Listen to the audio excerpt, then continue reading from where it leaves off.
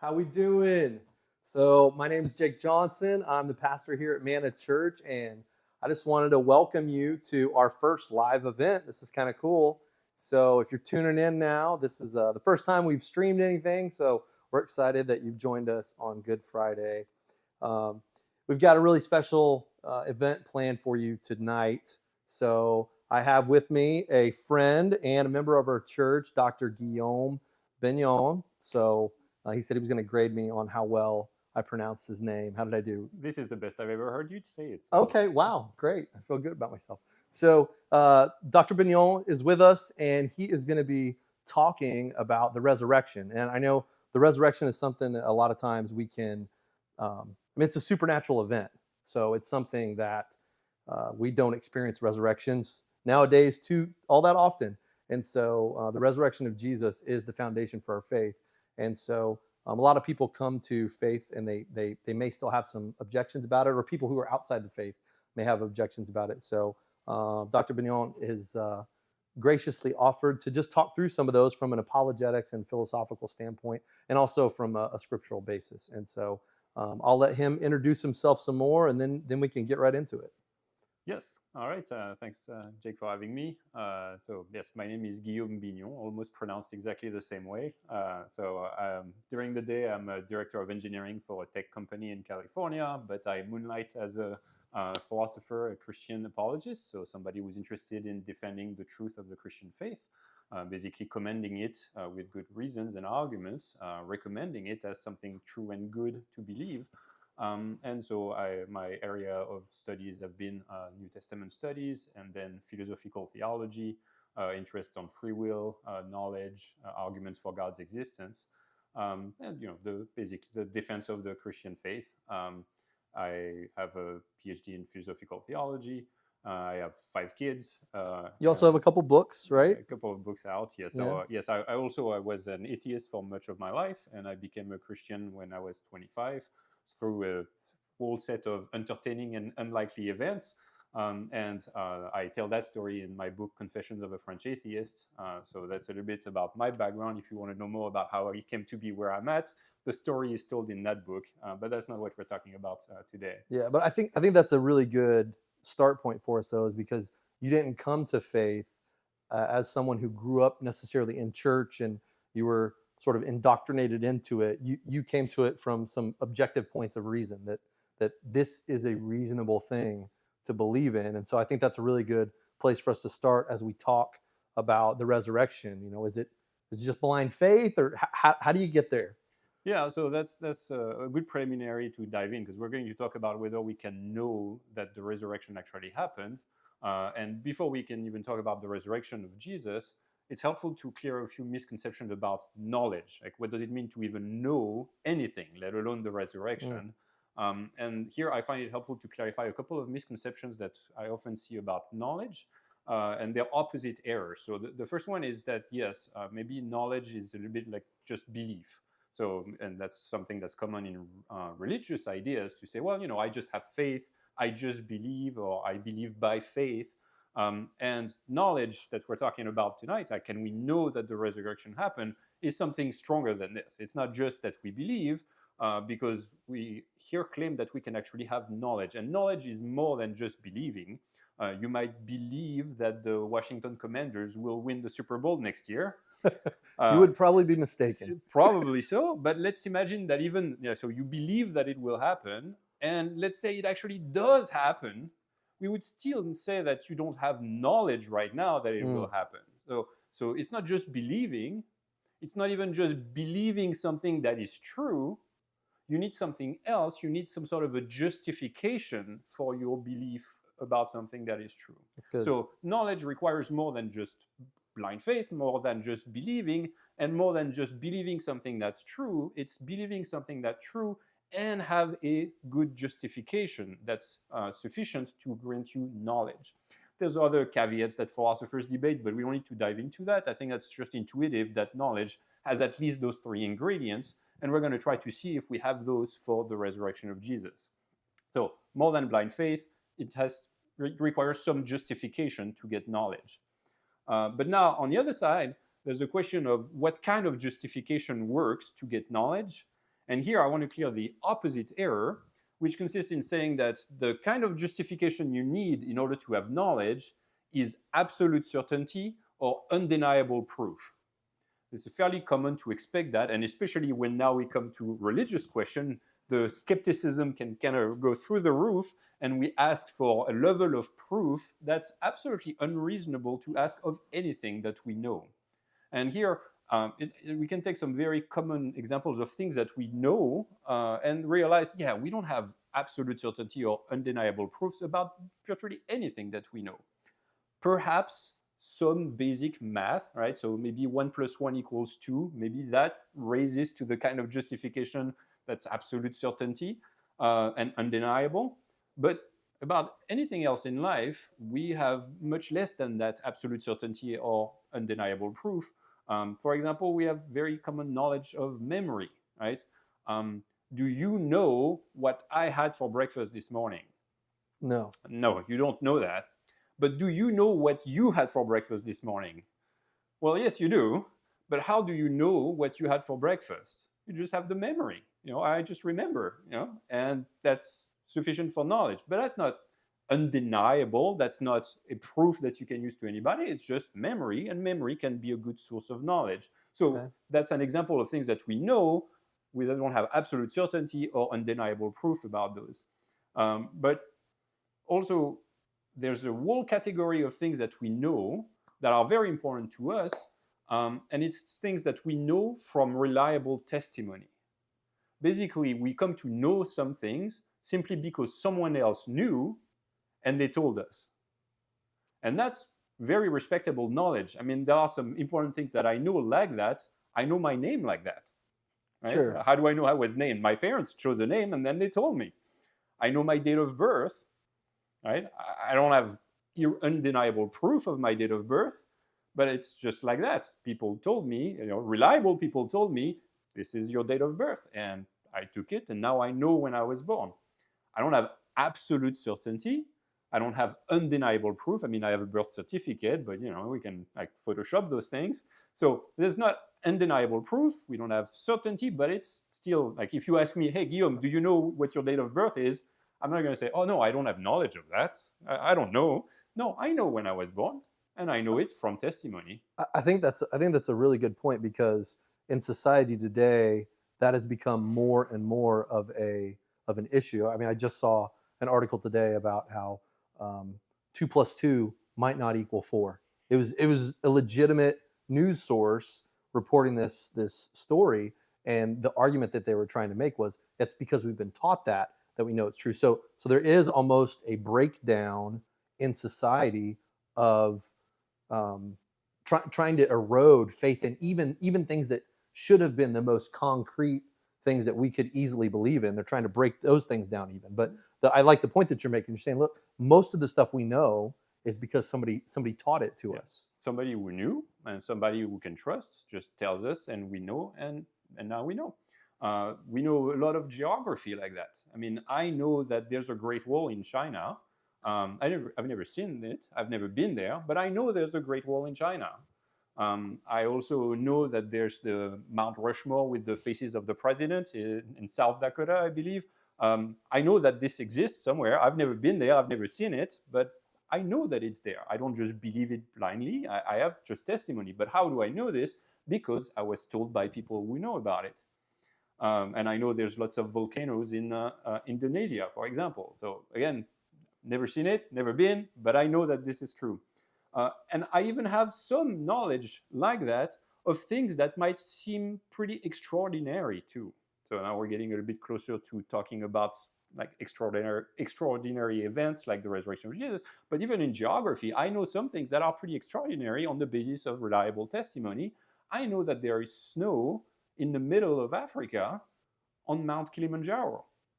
Right? So it's a priori, just your background knowledge, you wouldn't think, well, yeah, sure, there's snow in Africa. But no, with proper testimony of people who've seen the Mount Kilimanjaro, I can know that there is snow on that mount in Tanzania. Mm-hmm. So we have that kind of knowledge by testimony. And of course, we have that for history, for things that happened in the past. So things that happened in the recent past. I mentioned my date of birth, right? That's historical knowledge. I know what date that was, but we can go back far enough in the past, and knowledge of history is like that. We know that things happened in the past because we read reliable sources that tell us this is what happened. So we know things like Caesar crossed the Rubicon in 50 BCE. It's a very paramount historical event, and we know it from reliable sources. We know that happened. And we know that Jerusalem was destroyed by the Romans in AD 70. That's the fall of Jerusalem. It's well documented. It's very reliable. We know that those things happened. So we have knowledge, and again, not with undeniable proof or absolute certainty, but we know those things. So these are the two misconceptions I wanted to address about knowledge. It's more than just blind faith. It's more than even true belief. It's something that requires a justification, but the kind of justification that you need falls short of undeniable proof or absolute certainty.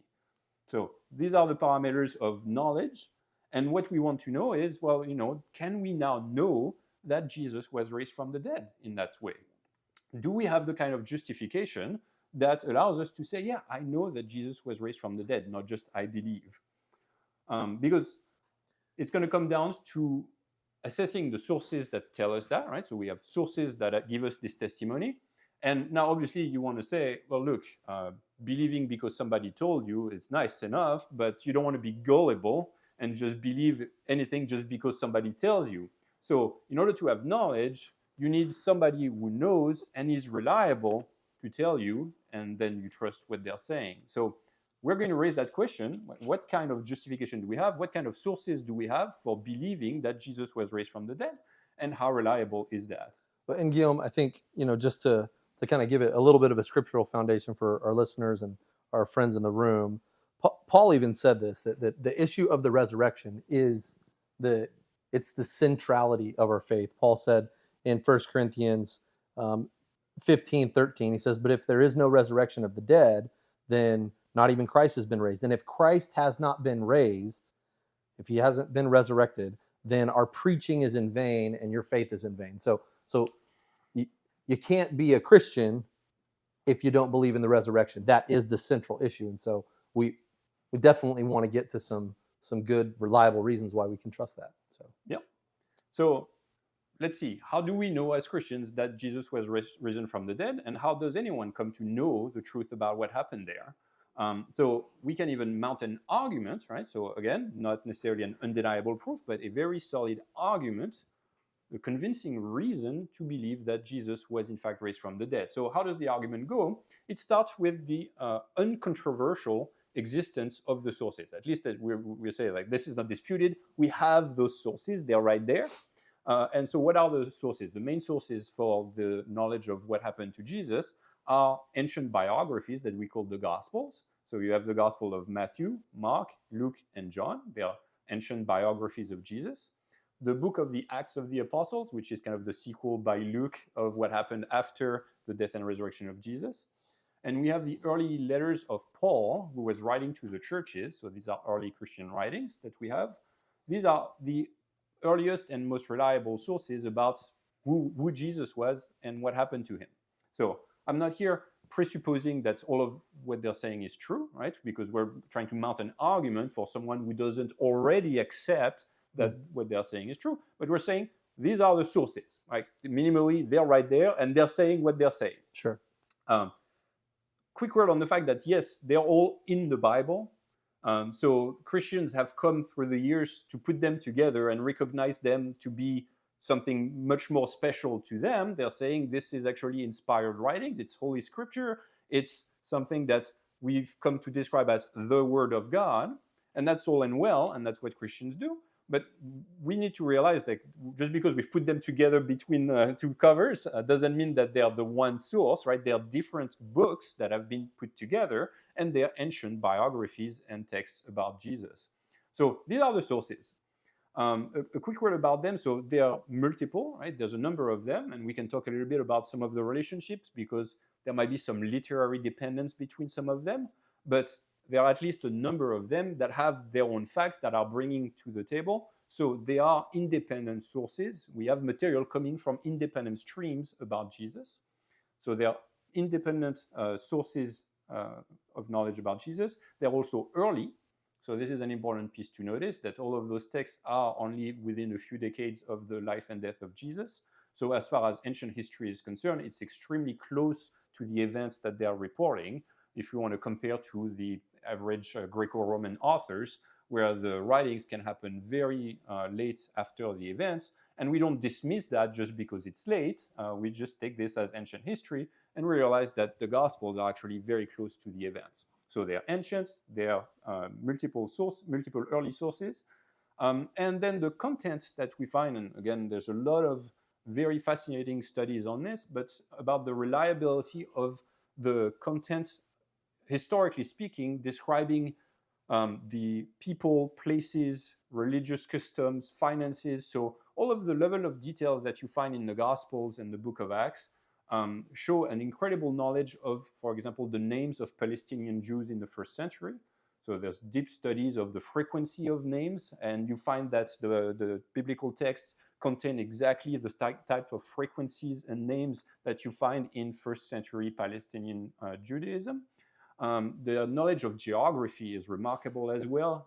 The Gospels know all of the towns and the bodies of waters and the conditions for travel from one town to another. They know when it's going up, when it's going down. They know the kind of vegetation that there is in certain town. There's going to be this tree, and it checks out from what we know of the region. So there's a very close knowledge of geography, finance, right? The names of the coins, of the customs, the knowledge of government. So the names of the government magistrates are names like proconsul or tetrarch. All the right names are used for all of the governors. So it's a very close knowledge of the area. And knowledge of religious customs, obviously. This is a very important source of window into first century Judean practices. And so all of those at least center the historical sources as, okay, serious sources of historical information about Jesus. Now, what do they claim?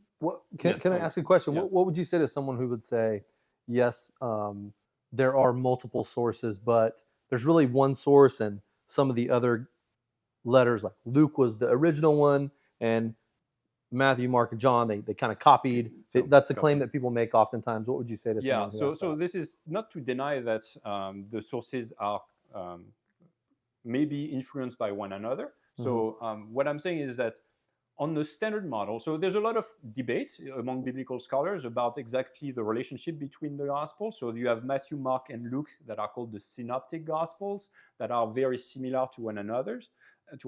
And then the Gospel of John that has definitely a different twist, different sets of stories, is a bit apart. And so the question of what's the relationship between the Gospels, like who may have picked material from which one, is controversial. It's called the synoptic problem. And not everybody has the same answer, but there's one model that tends to be the very standard model today that would place Mark as the earliest Gospels of the Gospels, and then Matthew and Luke being Gospels that take some material from Mark, but each of those also has material that is unique to them. So you have material that's unique to Matthew, material that's unique to Luke, and then there's material that's common to Matthew and Luke, but not in Mark. So all of those bodies of sources have been identified, have given like lettered names. So it's kind of a complex model, but all of that to say that even if you see some connections between the documents, there's still unique material coming from each of them. And these are independent sources of knowledge about the life of Jesus. So this is what I mean by independent sources. Sure. So now we have those sources. They're extremely precise and reliable about matters of geography and names and food and religious customs. What do they say happened to Jesus surrounding his death and alleged resurrection? So those sources tell us, and here again, I'm not yet discussing whether that's true. I'm saying uncontroversially, here's what they claim. They claim that Jesus was crucified by the Romans, that after his death on the cross, he was buried in a tomb by Joseph of Arimathea, that on the Sunday morning following his crucifixion, his tomb was discovered empty by a group of his women followers, and that after that, his disciples started to explain that they had had experiences of Jesus alive after his death. So those sources describe those experiences as being Jesus appearing to them several times in different groups, different places, where Jesus would have conversations with them. They would talk to him, he would talk to them. Jesus would have a meal with them. Stories of him just showing them his hands, so touching Jesus, so very interactive. So that's what the sources are saying happened. And after that, they started proclaiming the resurrection of Jesus. So these are some of the claims that are made by those sources.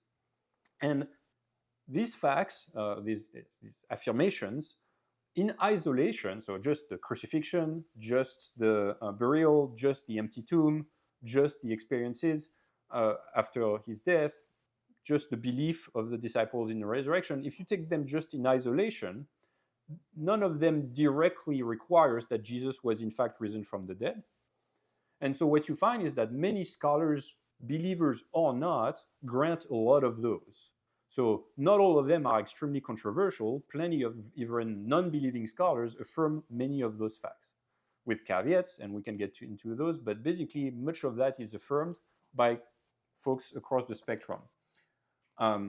So given those claims that we have in the sources, which are, it's not controversial that the sources are there and that they're saying what they're saying, the question is, what's the best explanation for that? And basically here, you have 4 options to explain those claims in the sources.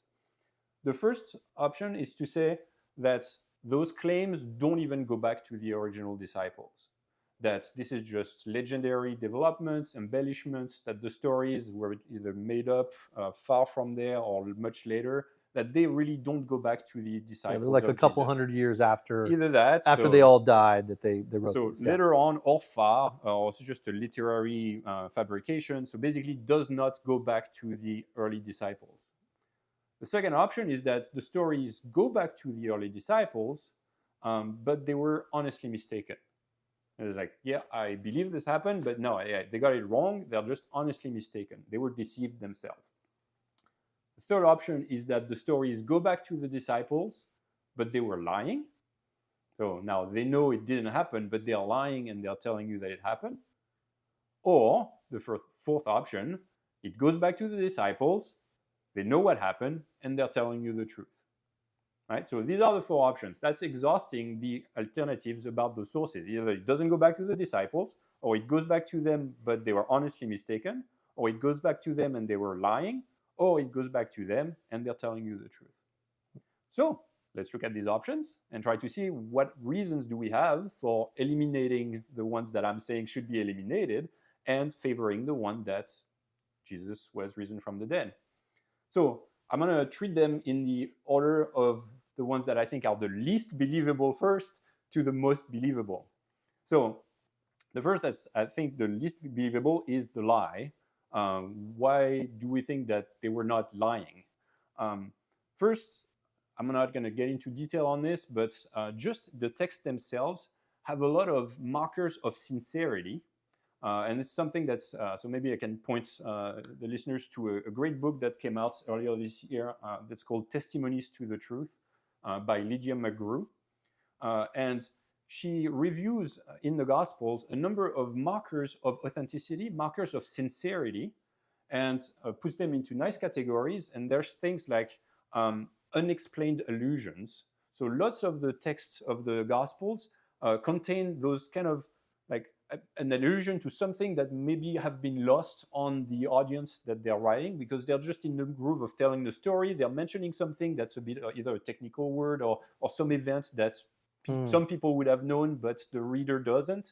And so it's kind of left dangling like this. It's an unexplained allusion, and it's a marker of sincerity. It means the person is not trying to cater the story for you, trying to tell you and feed you a lie. It's just something they're not thinking about it enough to actually focus on the lie. Exactly. So they're just leaving it dangling. Just to be clear here too, Guillaume, the lying objection, this is assuming that we accept the argument you've already made, that the biblical authors, Matthew, Mark, Luke, and John, they wrote this So we're assuming that they were actually the writers. So we start with that Yeah. to move on to these Yeah. objections. So And it doesn't necessarily affirm that they're the actual authors. Like, I think they are, but it doesn't even need to presuppose that. At minimally, it has to be said that the testimony we have in those documents goes back to the original this is an disciples. account that came from them Exactly. as an original source, whether they wrote it or not. Yep. It came from them. Okay, That's where we're at just on to the be clear. lies. So that's so sincerity markers are so unexplained allusions. There's also undesigned coincidences. So that's where one account of a story is going to raise some sort of a question and doesn't really answer it. And then another one doesn't raise the question, but gives you some detail that actually answers it. And now all of a sudden, the two accounts fit together very nicely. And it's a marker of sincerity and truth because they're not trying to resolve the tension. They just happen to corroborate one another. Yeah. And so we have lots of those in the gospel as well. I can give into examples later, but that's undesigned coincidences. So embarrassing admissions, unexplained allusions, undesigned coincidences. They're also giving you unnecessary details. Like, this is kind of a marker of truth. Not too many, not too few, but there's just here and there just details because that's how they're telling you the story. That's how they remember it, and it's a marker of sincerity. Well, yeah, that's one of the ways that you try to ferret out a lie with my kids. When I'm trying to find out if they're lying, what I'll do is I will ask them lots of questions because you can't keep a lie consistent over a long time. And so if they were lying, that would be very challenging to do, to add in all these details, because it just makes it fall apart if they're not real. Yeah, and more stuff to remember. So, these are all markers of sincerity that are all over the gospel that disconfirm the idea that they're just lying. Another one is embarrassing details. So there's lots of things that are confessed in the Gospels that are just embarrassing to the disciples themselves. So there, for example, the admission that the burial was made by Joseph of Arimathea. Joseph of Arimathea was a member of the Sanhedrin that condemned Jesus. So the early Christians would have had hostility towards the Sanhedrin, and it's pretty embarrassing to say, no, actually, the nice thing that was done here was by a member of the Sanhedrin. So it's an embarrassing fact. Another one is the discovery of the empty tomb by the women, right? So it's saying that it's women who discovered the empty tomb. In that culture, the testimony of women was extremely weak. Like, it was not recognized, and would be embarrassing to say, that knowledge we know because those women told us. That would have been embarrassing. But they're telling you like it is because they think it's true. So it's a marker of sincerity that there's an embarrassing admission. And also the disciples, if you've ever read the Gospels, they are not all that greatly depicted. I mean, they deny Jesus, they fall asleep in the garden when they should be praying with Jesus, they are fighting over who's the greatest. So the embarrassing admissions are a symbol, a sign of sincerity. So all of those militate against the lie, but most importantly, how do we know that this testimony from the early Christians is not outright lying? It's the context in which they were making those claims. And the context is one where they were facing real danger for their lives for preaching the resurrection of Jesus. Yeah. Jesus himself had just been crucified, and we know from historical sources that the Christians were persecuted for their early preaching of the gospel. Yeah. So that it makes it extremely implausible that they know it's false. There was a very strong incentive for them to not lie. If it didn't happen, then they would have been strongly incentivized to just let it die down, and they really had no incentive, if it was a lie, to propagate it. Exactly. Zero incentive. They had zero thing to gain and everything to lose, facing real risk for their life. And so that tells us that at least they believed it sincerely. Yeah. So the lie is disconfirmed by that. So these are some of the reasons why we can put aside the idea that they were just lying. So let's raise the question, were they just honestly mistaken? Like, honest mistake. Oh, oops. So here there's a number of different alternative theories that are offered by scholars who want to deny the resurrection. The first one is the apparent death theory. So here's the idea is that Jesus was crucified, but he actually didn't die. They removed him before he died from the cross, so it was just an apparent death. And since he was not dead, then you don't need a resurrection to be alive again afterwards. So what are the problems with that? Well, the first is that Romans were specialists at executions. They would not fail to kill Jesus on the cross. The accounts tell us that a Roman centurion verified that Jesus was really dead, and if he had failed to verify that he was dead, he himself would have been killed. So Romans were ruthless executioners, and there's no doubt that they would get the job done. And then you have to think, like, what's going to happen after that? I mean, a half-dead Jesus put in the tomb is not going to roll away the tomb, being at the article of death, go to see his disciples and say, "Oh, I am the risen Lord of glory." No, he would be in need of immediate medical care, and is not exactly in a position to start this hoax where they would honestly believe, he was risen from the dead. Yeah, not very inspiring. No, not exactly. So the apparent death theory is kind of lame. Another theory to explain that they would be honestly mistaken is the wrong tomb. So here the claim is that they found an empty tomb, but it's just they got the wrong one. So they went to the wrong tomb, found an empty one. It's like, all right, there's no Jesus here. So here are a couple of things to reject that. The first one is that the burial by Joseph of Arimathea is actually a good reason to think they wouldn't have mistaken what tomb this was. They would know that it was his tomb, and therefore that would have been a reliable way of knowing which one that was and go and check. And then if that was really a mistake, when the early Christian proclamation happened, it would have been easy to stop, to nip that in the bud, and to just go to the right tomb and say, look, here is your dead Jesus. Sure. Stop with this preaching nonsense. And that would have killed the Christian movement in its infancy. So that's kind of a weird view to take. And even if you claim that they would have gone to the wrong tomb, that does nothing to explain the post-mortem appearances. Like, they didn't just find an empty tomb, they also had those experiences with Jesus after his death. They would have to have been mistaken about the tomb, plus him coming, plus him, So it's combining a lot all of the different things he did with him later on. So all of those, this is not good. So that doesn't explain their experiences. So let's talk a little bit about those experiences, right? So an alternative to those would be that they were hallucinating. So the hallucination is another alternative where we say, well, the disciples really believed that they saw Jesus, but it was kind of like just a vision, and it was just an hallucination. These things happen. They genuinely believed they saw him risen from the dead, and they started to preach it. So here, what refutes that is not the context of the message, but the content of the message. What is it that they're claiming they actually saw? They are not claiming that they saw some sort of a guy from a distance that looked a lot like Jesus and like, oh, wow, look at him. Or they're not even claiming that Jesus just vaguely appeared and then gave them some sort of a deep speech or deep sentence, I will be with you always, and then disappeared and flew away in the sky. What they're claiming is that multiple people in different groups at different times had meals, full-blown conversations, touched his hands. So this multi-sensory experience of Jesus makes it extremely improbable that they were honestly mistaken.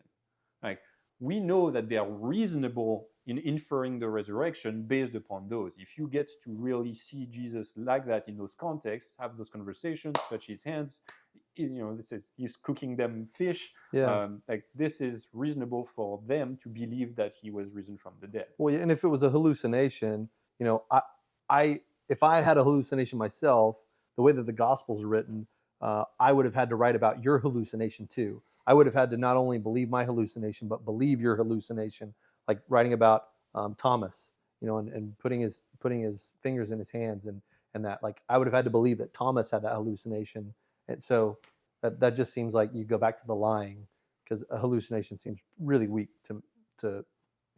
Yeah, in light of those facts, it's really not a very good explanation of the historical claims that are in there. So the final option for the skeptic of the resurrection is to say that those testimonies don't even go back to the original disciples. That is just legendary developments, it's stories, it's fabricated, it's from a distance, it's not actually traceable to the early Christian disciples. So here, a couple of things to say to reject that. The first is that the testimonies themselves tell us that they are reliable accounts of what happened. Right? So at least they are claiming to say, no, we've investigated those things. This is actually the testimony of the people who were there. Now, once again, just because somebody claims something doesn't mean it's true. But that brings us back to now deception, because they are saying this is the eyewitness of the test of the witnesses. So they are telling you that they've investigated, that they are careful, and that this is what really happened. If they're not, if this is just literary fabrication, then that's again back to lying or being honestly mistaken about that. The second piece is that we don't really have any alternative accounts, right? So it's not like some stories navigated with like, oh no, actually Jesus wasn't really raised, or yeah, they just had some visions. And then we also have the stories of the full-fledged appearances. No, the accounts that we have are from the various sources: Matthew, Mark, Luke, John, Acts. All are explaining something that's very consistent. This is the kind of appearances they have. I think that is actually a really good question. Do we have any secular sources that are contrary accounts to the Gospels? So the sources are going to be talking about what happened and what the early Christians preached. So they are not going to give us any knowledge of what happened or didn't happen that somehow would be better or more historically reliable than what the Christian sources are telling you. But they are going to be saying, oh yeah, in Palestine, yeah, there was this preacher, and they killed him, and they are worshiping him. Like those kinds of But claims. there's no, just for our edification, there's nothing to your knowledge that is archaeological document or a document by another secular source that says, yes, this didn't happen, and here is the evidence that it didn't happen. Because the Gospels give us evidence that it did happen. There's no other source out there that says there's evidence it didn't happen. Like we would have with any other historical event that happens in our society now. We would have sources talking about this is how it happened and why it happened, and then we'd have sources refuting that if there was a dispute. Do we have any evidence on the other side disputing Jesus' resurrection? No, because those sources, the earliest non-Christian sources that might be skeptical of the resurrection, they are not claiming that they have better knowledge of the facts than those historical sources. So they don't present themselves as testimonies that, oh yeah, we've seen what happened, and no, they are wrong. Like it didn't happen. So those sources might say, well, no, this is nonsense, but they're not claiming to know better because they were there or to have better, more reliable testimony. They're just voicing their own skepticism. They say, yeah, this is all just those Christians things. They're superstitious. We don't need to really look into those things. That's the kind of testimony that we have on the negative side from a historical point of view. So you have no alternatives here. And then for defending how this is not a development or embellishment or literary fabrication, all of the sources of sincerity and authenticity that I mentioned earlier are actually applicable here. So unexplained allusions, undesigned coincidences, and unnecessary details also give you the mark of truth for the accounts that they are relating. So for example, the undesigned coincidences, right? So when something raises a question, the other one answers it without trying to. So it's kind of like it's a coincidence that they are addressing the same question, and they cohere and they explain and they make sense of the facts. It doesn't just tell you that they're sincere, it tells you that they're guided by a common event that truly happened. Like they both caught some part of it, they fit together nicely. So those symbols of authenticity are markers of sincerity and of reliability for being close to the facts. And finally, all of the initial markers of reliability that I mentioned, that they are super knowledge in the Gospels and Acts of the names, of the places, of the geography, the bodies of water, the finances, the government, all of those show that the authors had very great care to convey accurate details and have a habit of being habitually reliable and precise about what they're telling you. So it's giving us an inference that says, if we can check them out on all those things and they turn out to be right over and over again, then we can trust that the pieces that we can't necessarily independently check as well, they are reliable. There's even an argument from the lower to the greater. Say, if they can be trustworthy on the hardest things, like names is hard. I mean, I don't know. I have a hard time remembering names. So getting names right is hard. So if they can do that well, then they can be reliable on the easier things. Yeah, and that would be very difficult for someone who wasn't there to get it right, and then a secondary person who also embellished after the fact. So just the nature of those texts tell us that these accounts come from sources that were close to the facts, that know what they're talking about, and this is not legendary fabrication. So the final piece I want to say about that alternative is that it's a backhanded compliment, really, to say that the best option for the one who wants to deny the resurrection is not just to say that these guys that what these guys are saying is false, but it's to have to say that they didn't even claim it, right? It's not enough to say, well, they were honestly mistaken or they were lying. We've seen that those don't work. So you have to go ahead and say that they didn't even claim that the resurrection happened like this. Yeah. That they didn't even claim to see Jesus in the way that the documents are telling us. So in my view, that's a pretty strong argument that if you even allow that they even claimed it, you're in trouble. Well, and that argument is challenged pretty easily, I think, by the timeline of the spread of the gospel, because I think what we know is that immediately after the resurrection, again, how do you know something? But according to the sources that we have, the gospel began to spread immediately after the resurrection of Christ, and by 100 A.D. I don't have the number off the top of my dome, but Christianity had already spread, and by 200 AD it even spread further. And so for someone 100 or 200 years after Jesus to write this and embellish it and then kickstart Christianity just seems really, really difficult to happen. Yeah, the sources go really, really close. So the Gospels are written, again, there's debates, they are written between 55 and 100. At least the most liberal estimates don't place them beyond the end of the first century.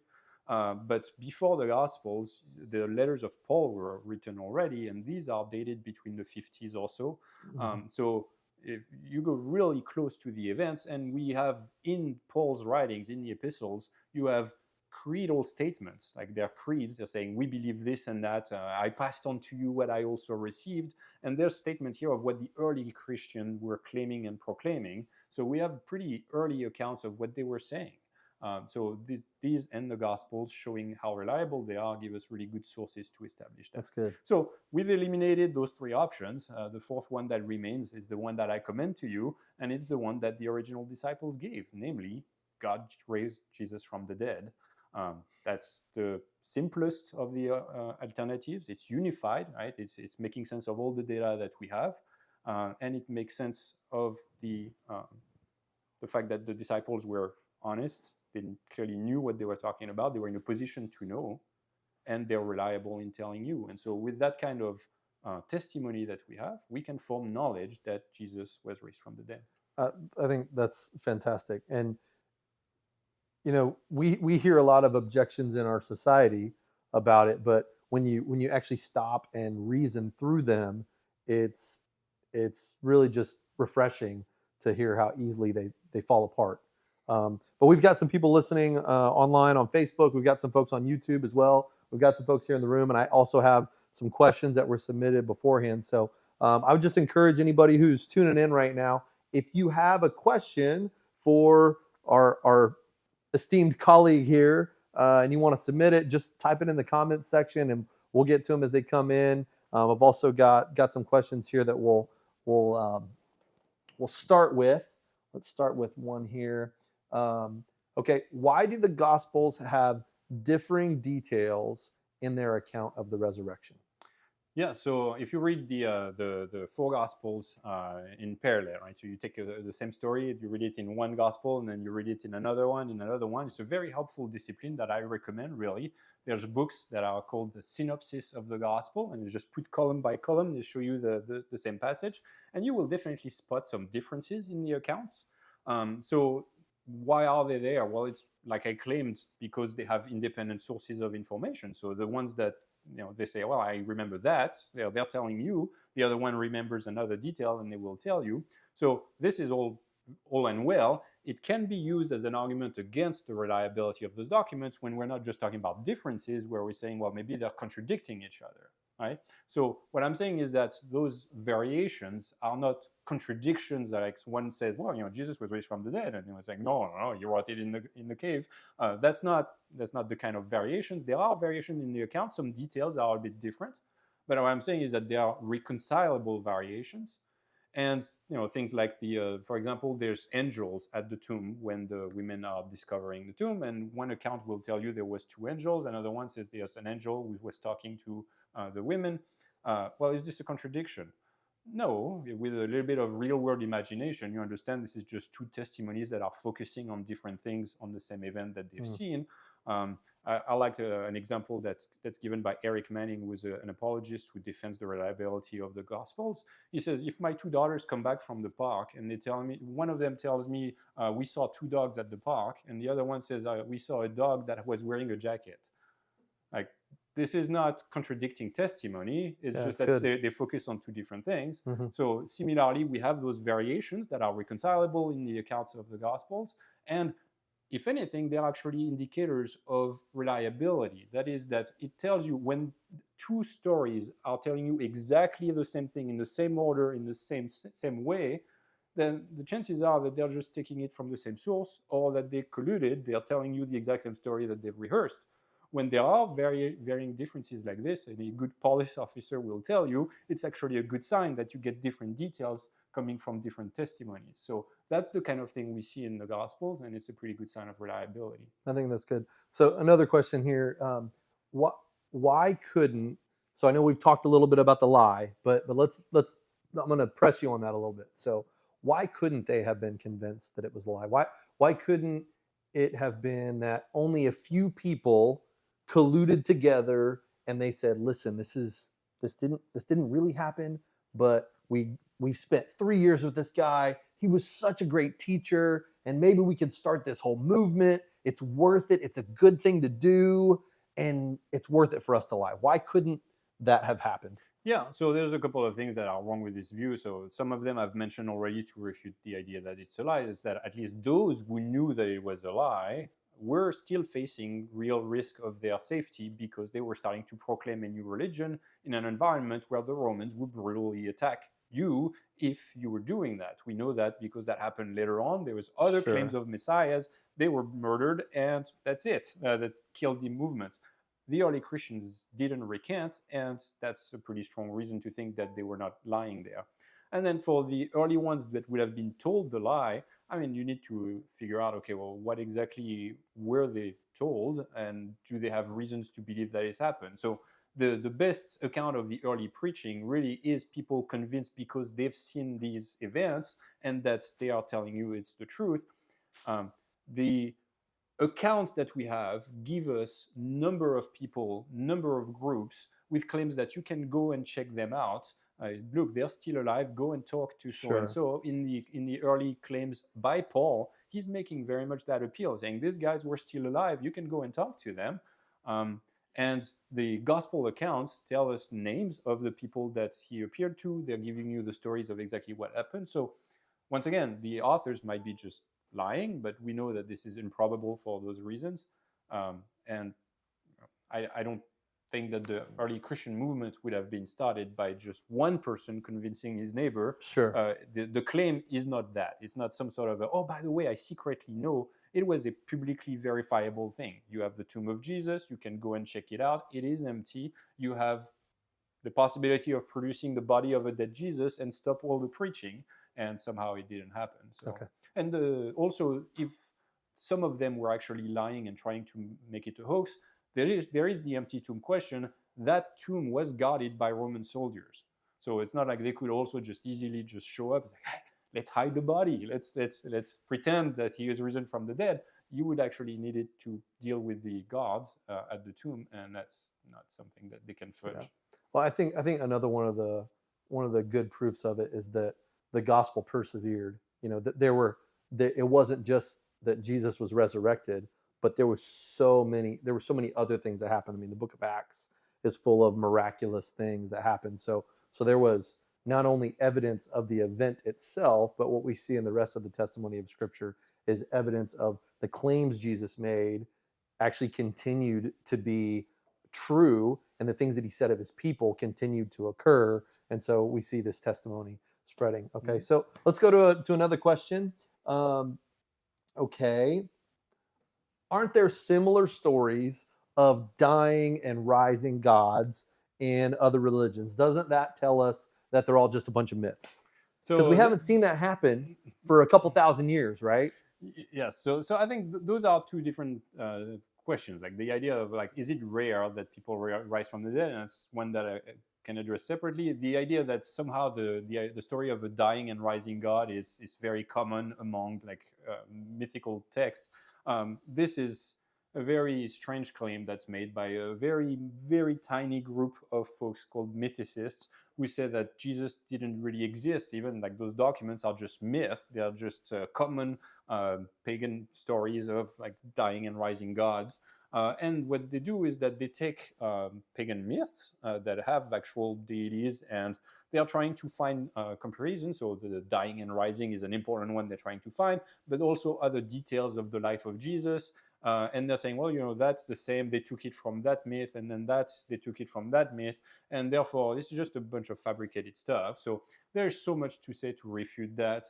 Much of what I've described as the precision and carefulness of the gospel accounts already tells you this is not what it is, because then otherwise it would be the invention of the super realistic novel genre of literature thousands of years before it was a thing. Clearly, this is not the case. The gospel writers were very precise and careful about the description of the events. And also, the methodology is just completely flawed. Like, you don't do history by just looking at various stretches and similarities. If you read some of those myths, like dying and rising gods, like you have Osiris, you have Mithra, a number of the myth that you can read, this feels and tastes nothing like the Gospels and the stories of Jesus. Like dying and rising, some of them is like torn to pieces, and then there's the putting back together of some of the shreds. Sure. I mean, the stories are stretched, so you can just identify some sort of a little similarity and say, "Oh, yeah, Jesus is the same." And the best way to refute this kind of nonsense is to parody it. And what I've done in one of my books is to say, using that same methodology, I can deny the existence of my grandfather because all of the elements of his life are found in the movies from Walt Disney. And so I can tell you, my grandfather was born in France, just like Bill.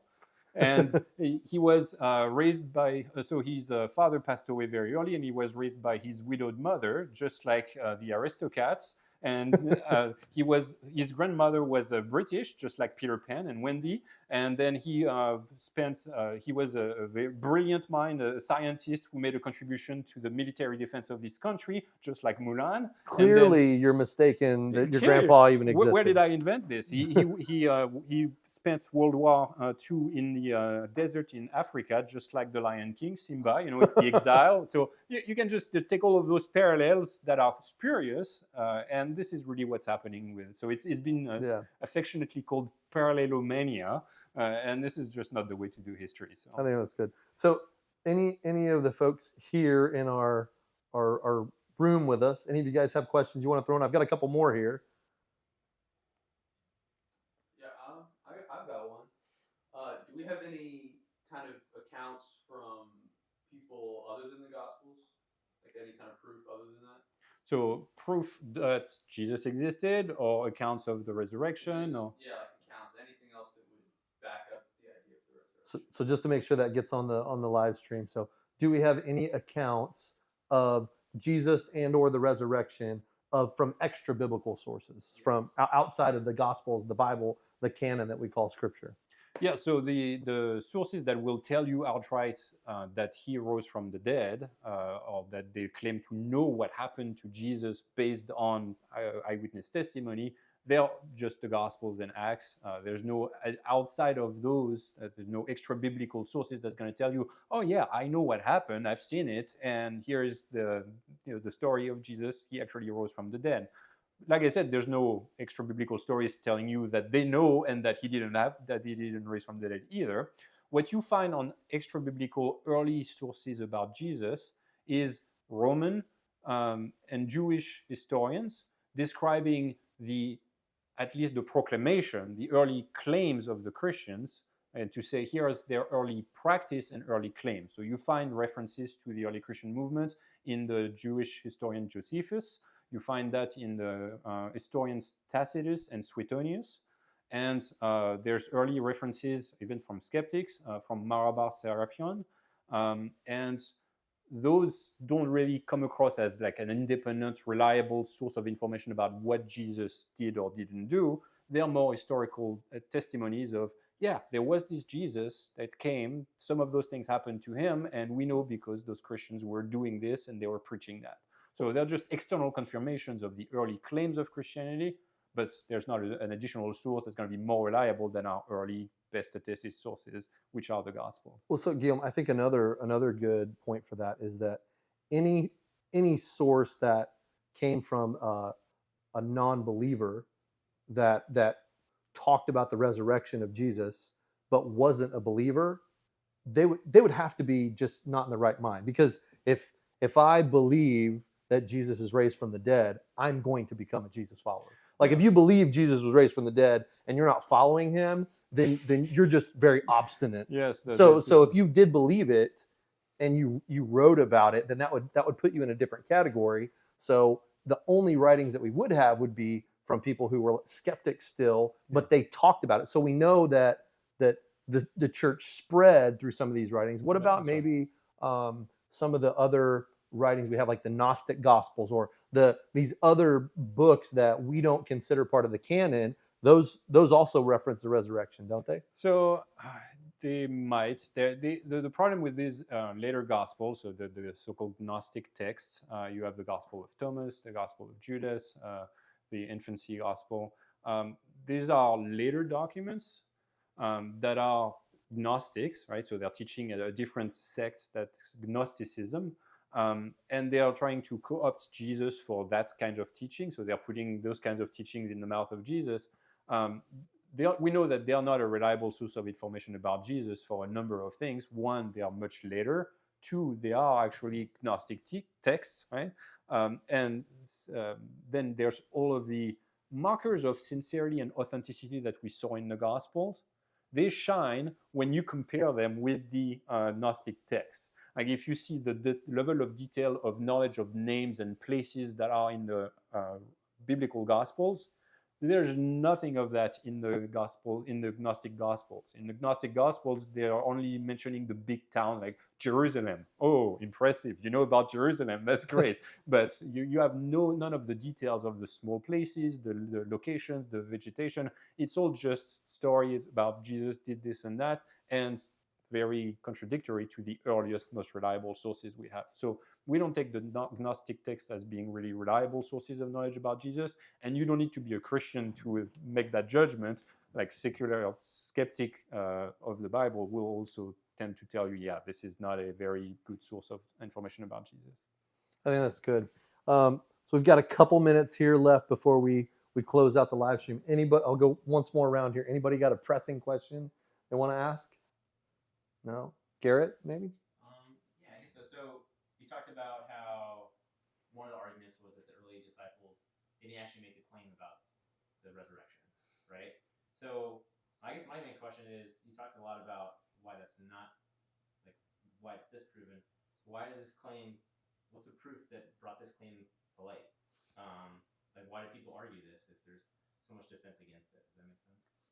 Sure, not sure. So what point came to light, you said? Yeah, so why do people make the argument that the early disciples did not make a claim for the resurrection? What proof do they have for that claim? Yeah, so there's no proof. The answer is that there's no proof. It's just an alternative theory to try to say, well, this is my explanation, it's my interpretation of the sources, is that I don't think that this goes back to the original disciples. So I'm going to say that they didn't even make the claim. Why is that attractive? So it's not like you don't have an additional argument or source of information that tells you, oh no, by the way, they never claimed any of this. Like there's no such source that we can. This is not controversial. No early source is telling you, oh, they didn't even claim that. No, that testimony is one-sided, 100%. Why do people today feel the need to invoke that hypothesis? And I think this is actually the most likely of the non-Christian views on all of this. It's because all the alternatives are so poor. Because the lie and the honestly mistaken are really bad alternatives. Sure. So you're back to saying that, no, this is probably just legendary developments, embellishments, and they did not even claim that Jesus appeared to them like that. So they're going to say that, yeah, they claimed that they saw Jesus. So that's going to be like they had some sort of a vision of Jesus or somebody that they thought was Jesus. So that's they grant. But they would say, no, they never claimed that they had actual meals with Jesus, that he showed them his hands, or that they had full interactions where they couldn't possibly be mistaken about who Jesus was. So that's how the alternative arises. Guillaume, we're pretty much out of time, so thank you so much. Is there any sort of closing thoughts that you really want to share and leave with our folks here, the folks that are watching? Well, yeah, there's the question of why does that matter at all, right? I mean, we talk about, course. okay, Jesus was risen from the dead. We're presenting a historical argument, a case for why we can know that this actually happened. Why do we care?